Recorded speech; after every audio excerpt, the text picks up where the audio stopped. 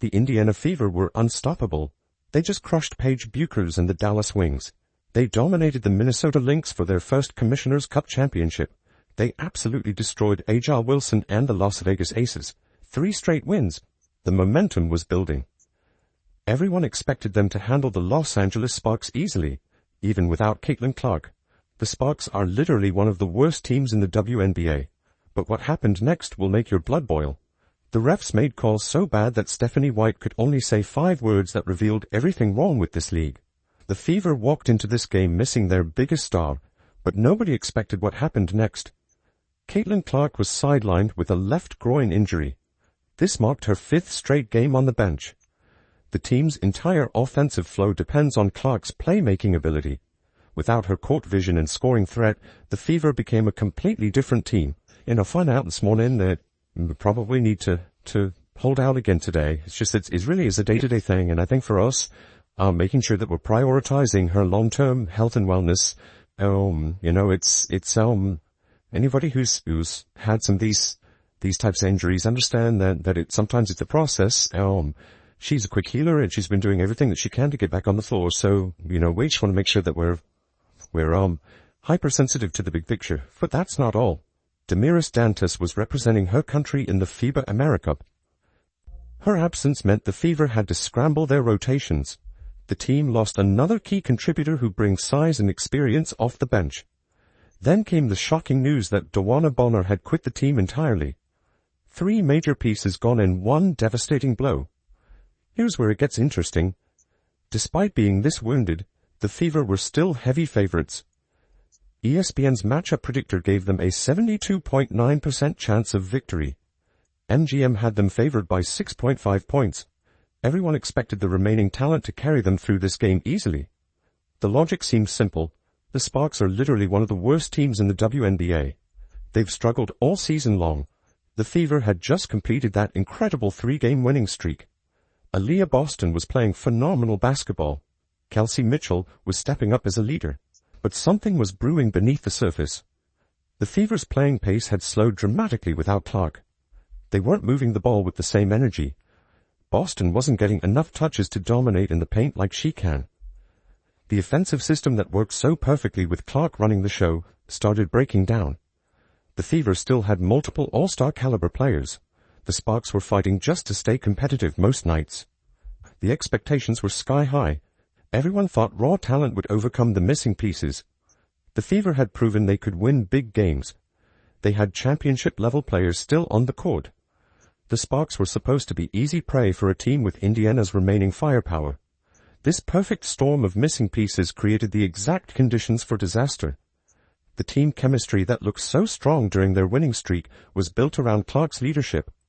Without her organizing the offense, cracks started showing. The role players who thrived in their defined spots suddenly had to do more. The pressure mounted as the game began, with all these handicaps weighing them down. I think a couple things. There's always got to be, a high attention to knowing personnel. Oftentimes you don't get a lot of practice time, and so going over a lot of their sets, which you do, but at the end of the day, making sure we know our personnel, who we're going to run off the 3-point line, what we're willing to give up. We've got to make sure that there's a high attention to detail there. Even as the team struggled, 3 players refused to let the Fever go down without a fight. Aaliyah Boston absolutely dominated the paint all night long. She finished with 23 points and 12 rebounds in what should have been a winning performance. Boston shot 9 of 17 from the field and knocked down 5 of 7 free throws. She finally got the ball when it mattered most and showed everyone why she's such a special player. Kelsey Mitchell stepped up huge in Clark's absence. She dropped 19 points and nailed 3 three-pointers when the team needed scoring desperately. Mitchell reached a massive milestone too, playing her 251st game for the Fever. Only Tamika Catchings has played more games in franchise history. Mitchell's leadership showed throughout the entire game as she kept the Fever competitive against a team they should have beaten easily. But that's not all. Natasha Howard brought her veteran presence and absolutely lit up the scoreboard. She finished with 21 points and 9 rebounds in a near double-double performance. Howard shot an incredible 8 of 11 from the field, including 1 of 2 from 3-point range. She knocked down 4 of 6 free throws and provided crucial scoring on both ends of the court. These 3 players carried the entire team on their backs. They were putting up championship-level numbers against a team that was supposed to fold under pressure. Boston controlled the paint like the all-star she is. Mitchell hit clutch shots that kept the Fever in striking distance. Howard used her experience to make plays that younger players simply can't make. Picture this. Boston was dominating inside. Mitchell was hitting shots from everywhere. Howard was making veteran plays that kept hope alive. The comeback was right there for the taking. The crowd could feel it building. The momentum was shifting toward Indiana. Here's where it gets interesting. Their individual brilliance was being overshadowed by absolutely horrible officiating. The refs made call after call that went against the Fever. Sophie Cunningham got grabbed by the neck and no foul was called. Instead, the refs awarded a jump ball. This what I was talking about with Sophie Cunningham. Look at this. She literally grabbed her around her neck, and they called this a jump ball, and then threw her down the next play. The controversial calls piled up throughout the final minutes when the game was on the line. You could see the frustration building on the court. These players were giving everything they had. Boston was playing at an elite level. Mitchell was hitting shots that should have won the game. Howard was making plays that showed her championship experience. But the refs kept making calls that took away their chances.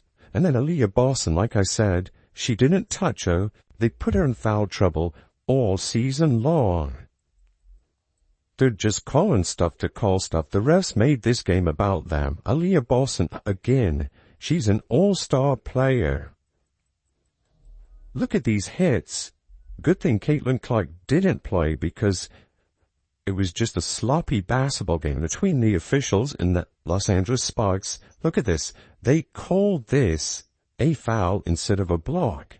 And then there's Aaliyah Boston again. That's 3 fouls where she didn't touch anybody, and that's our best player, and wonder why we lose this game. Michaela Simpson watched these 2 calls in a row. She didn't do anything. She got hit on that one, and they called a foul on her. Even their heroic efforts couldn't overcome the controversial calls that decided the game. The heartbreak was visible on every player's face as they watched a winnable game slip away because of factors completely outside their control. After watching her team fight so hard only to lose in heartbreaking fashion, Stephanie White finally spoke. The post-game press conference was tense. You could see the frustration written all over White's face. She had just watched her players give everything they had. Boston dominated inside. Mitchell hit clutch shots. Howard made veteran plays. But it still wasn't enough. The reporters waited for her response. White is known for being composed and professional. She always chooses her words carefully. But this time was different. This loss hit harder than most. The Fever had just lost to one of the worst teams in the WNBA. They were supposed to win this game easily. Here's where it gets interesting. White delivered her response in just 5 powerful words. We didn't get the calls. That was it. 5 words that said absolutely everything about what happened in those final minutes. The frustration was clear. The disappointment was obvious. White had watched her team get robbed of a victory they deserved. Let's talk about the specific calls that changed everything. Sophie Cunningham got grabbed by the neck. The refs called a jump ball instead of a foul. That's not basketball. That's favoritism toward the Sparks. Aaliyah Boston kept getting called for touch fouls while the Sparks got away with much more physical play. The double standard was obvious to everyone watching. I mean, look, there are going to be days where you make shots and miss shots. I mean, that's part of it. That's what I thought, AB had a really good look at the end. And so sometimes it just doesn't fall your way. So we're looking more about execution. I didn't feel like our execution was all that good. At the end, I felt like in our reset timeout, it wasn't very good either. And, that's on us continuing to make sure that we are going over that, as often as possible, when we have our practice time and making sure that we're sharp in those areas. White's statement represented every Fever fan's anger and disappointment. She spoke for everyone who watched that game. Fans were screaming at their televisions. They saw the same horrible calls that decided the outcome. White's 5 words gave voice to their frustration. She said what everyone was thinking. This moment connects to the bigger picture of the Fever fighting against unfair odds. They're missing their best player. They're dealing with injuries and roster changes. Now they have to overcome bad officiating too. The The challenges keep piling up for this team. Here's the amazing part. This loss actually proves the Fever's incredible talent and potential. They almost beat the Sparks despite everything working against them. Boston played at an all-star level. Mitchell stepped up as a leader. Howard brought veteran presence. The pieces are there for something special. This heartbreaking defeat becomes fuel for future success when Clark returns and the team gets healthy. White's 5 words reminded everyone that this group refuses to accept unfair treatment. They're building championship character through adversity. This devastating loss just proves something incredible about the Fever's championship potential. Think about what just happened here. The Fever were missing 3 key players and still nearly beat a team they should have destroyed. That's not weakness. That's pure strength showing through adversity. Here's where it gets interesting. Missing Clark, Dantas, and Bonner should have been a death sentence against any WNBA team. But the Fever stayed competitive for 40 minutes. Clark's return is right around the corner. She's been participating in drills and sitting on the bench during games. Coach White is prioritizing her long-term health, but Clark could return as early as Wednesday against the Golden State Valkyries. Picture this lineup when she's back. Clark running the offense, Boston dominating the paint, Mitchell providing clutch scoring, Hall bringing energy and defense, Howard adding veteran presence. That's a championship roster right there. But that's not all. This young core has been battle-tested through the hardest possible circumstances. Boston has proven she can carry a team when needed. Mitchell has shown she can be a leader without Clark on the court. She's averaging 21.6 points over the 5 games Clark missed.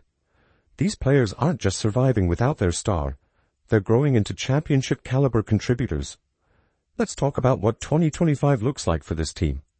They're building chemistry and experience right now that will pay massive dividends next season. Every tough loss teaches them something new. Every close game builds their confidence. Every milestone reached shows their individual growth. Mitchell hitting 600 three-pointers. Howard reaching 2,000 rebounds. Boston establishing herself as a consistent all-star level player. The schedule ahead gives them chances to prove their strength. Games against Golden State, Atlanta, Dallas, Connecticut, and New York. These are the tests that forge championship teams. When Clark returns, this battle-tested group will be ready to dominate. Here's the amazing part.